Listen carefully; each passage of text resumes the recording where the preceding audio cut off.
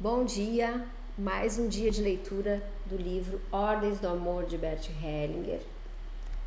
Então esse livro a gente vai pegar na página 23 e o título é A Dupla Transferência. Aí a moça que vai falar com Bert Hellinger hoje é Cláudia. Sou psicóloga, trabalho como psicoterapeuta e também como perita judicial em assuntos de direito de família.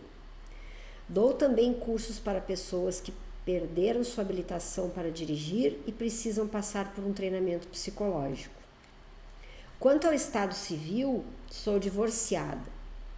Isso é algo embaraçoso para mim, porque só fiquei 6 meses casada e fico em dúvida se devo considerar-me casada ou divorciada.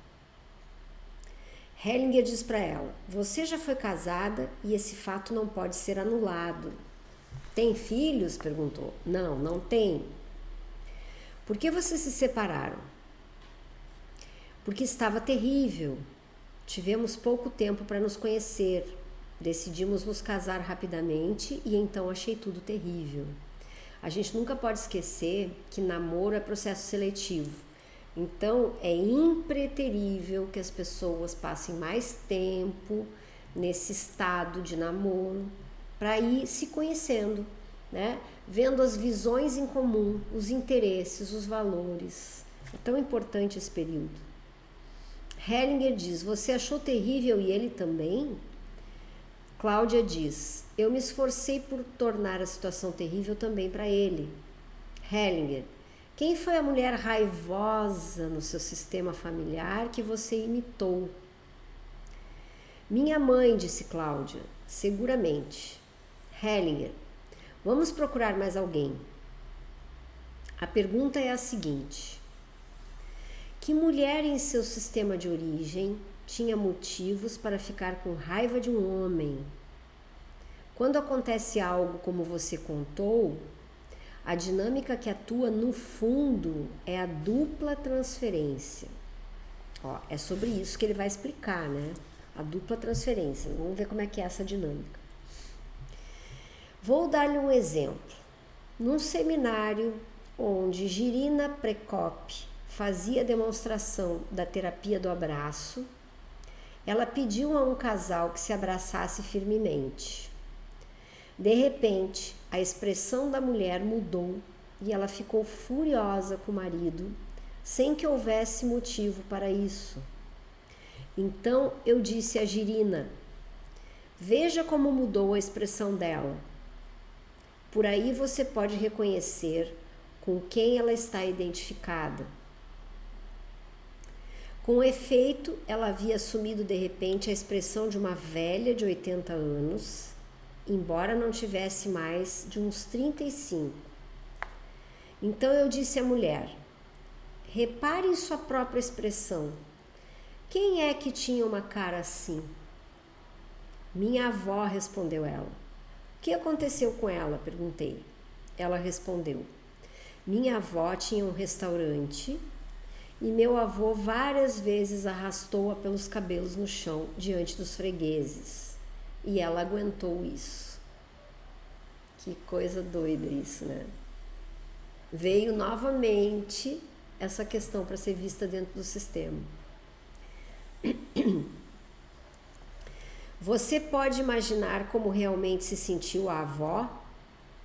Ficou furiosa com o marido, mas não expressou esse sentimento. Foi essa raiva reprimida que a neta adotou. Então, essa raiva reprimida que a neta adotou, essa partezinha aqui a gente tem que sublinhar. Uma raiva reprimida, que depois se manifesta lá na sombra, né? Essa foi a transferência do sujeito da raiva, da avó para a neta. Isso é uma transferência. O sujeito da raiva foi da avó para a neta. Tem um vídeo que eu tenho aqui no canal, eu deixei ali, é o vídeo, a aula 13 de florais. A aula 13 é uma aula ao vivo, onde a gente fala todos os tipos de raiva na visão de Bert Hellinger.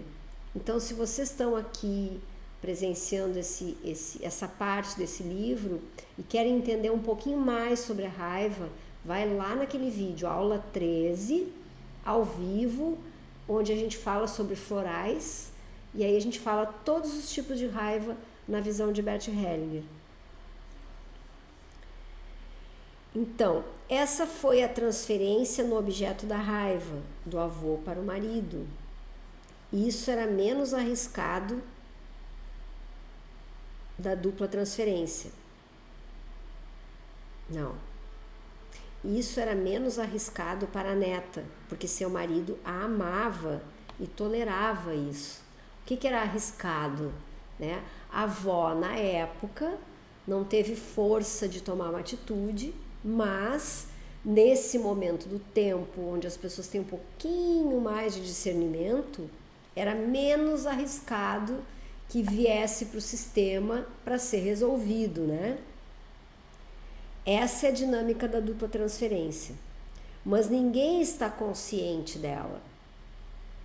Minha pergunta é a seguinte: aconteceu com você algo de parecido? Cláudia diz: que eu saiba, não. Hellinger: se fosse assim, você ainda estaria devendo muito ao ex-marido. Isso mesmo. Apanhei você? Não, mas acabo de pensar que estou contente porque ele está bem.